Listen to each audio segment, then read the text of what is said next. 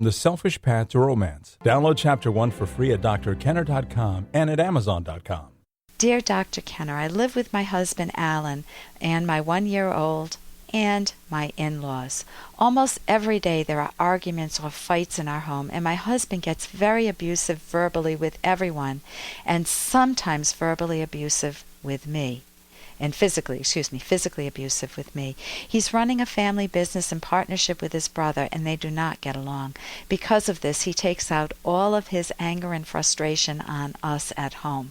He works from 9 to 2. So figure that out. He's home a lot, from 2 o'clock till 12 at night. When he comes home, our 1-year-old tries to run to him, but he rejects him. Okay, so as a 1-year-old, what conclusions are you going to draw about Daddy? Or about yourself? I'm unlovable. He never gives me attention. I am very upset with his behavior. His parents tell him to treat us better, but he doesn't understand. What should I do? Mandy, I think he understands quite well. I don't think that he has an out here. I think that he needs to sit back and be totally honest with himself.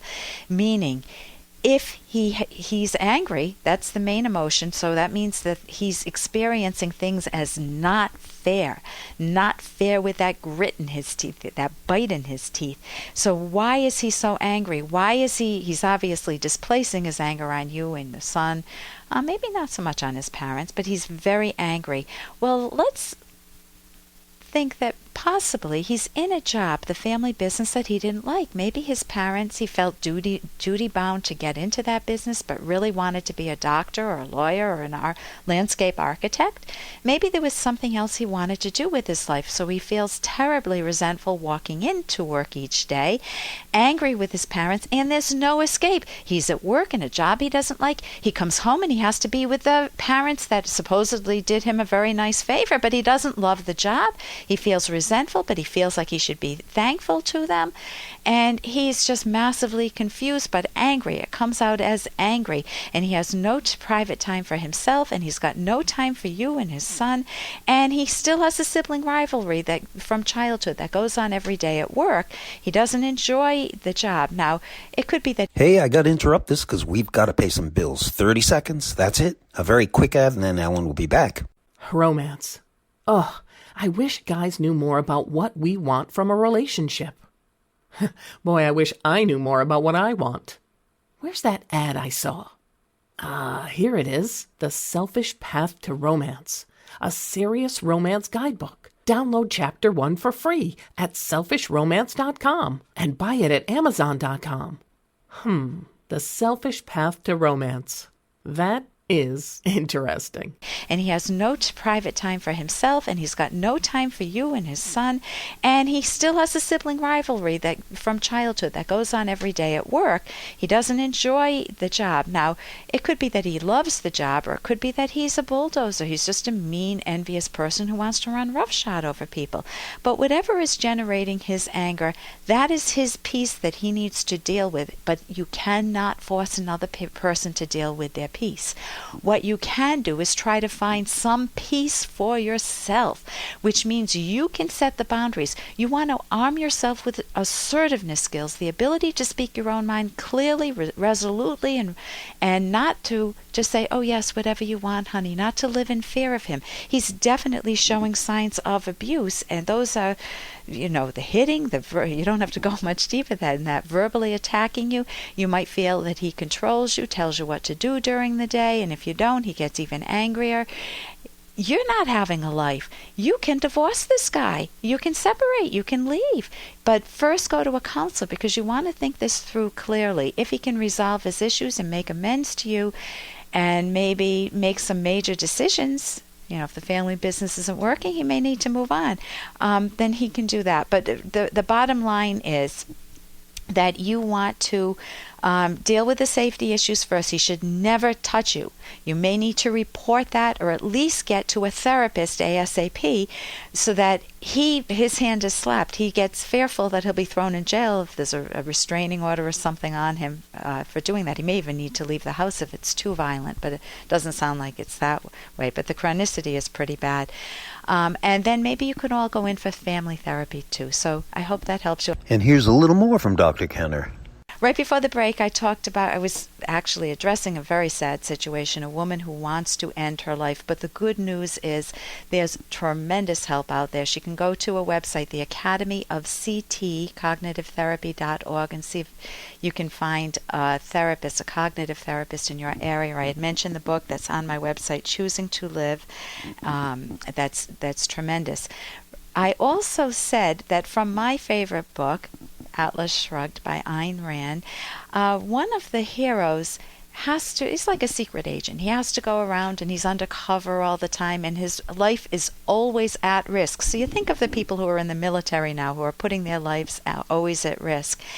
And one person's asking him, how can you do this? How can your wife do this? How can she live through 11 months of this sort of torture, thinking at any moment you might be killed or maimed or who knows what? And this is his answer. This is a quote from the book. He was smiling, but she saw the enormous solemnity of that which he and his wife had needed to earn their right to this kind of smile.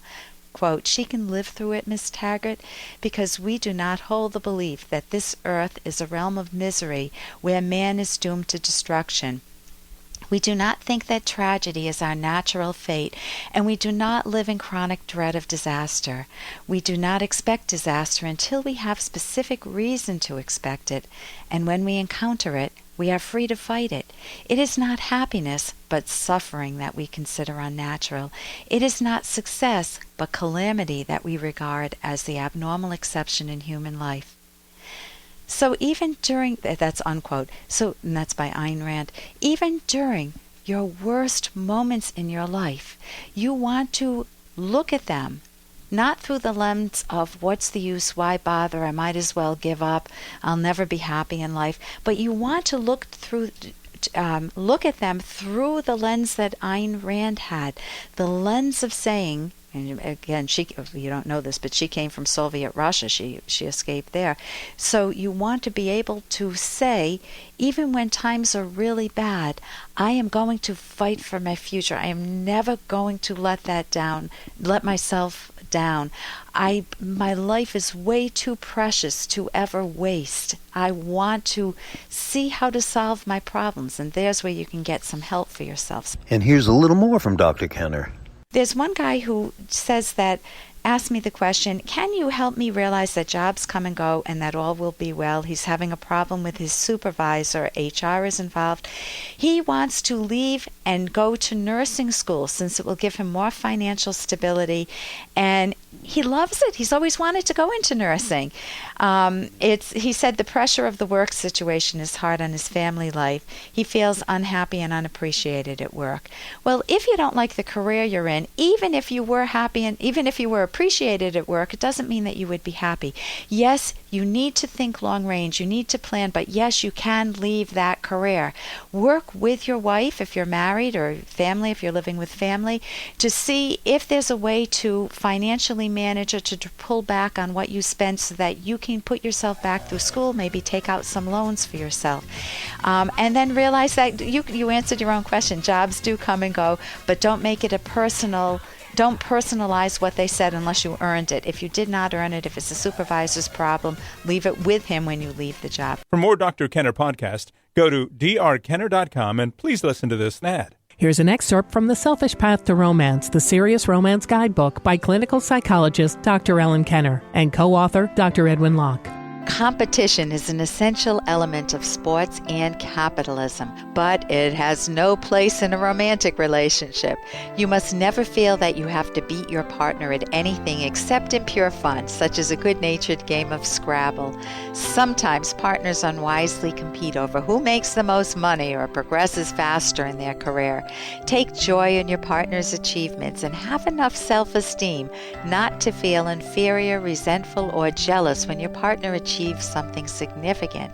Your own worth and character can never be enhanced or diminished by your partner's achievements or failures. Your own self-esteem comes from your own choices and actions. You can download Chapter 1 for free by going to drkenner.com, and you can buy the book at amazon.com.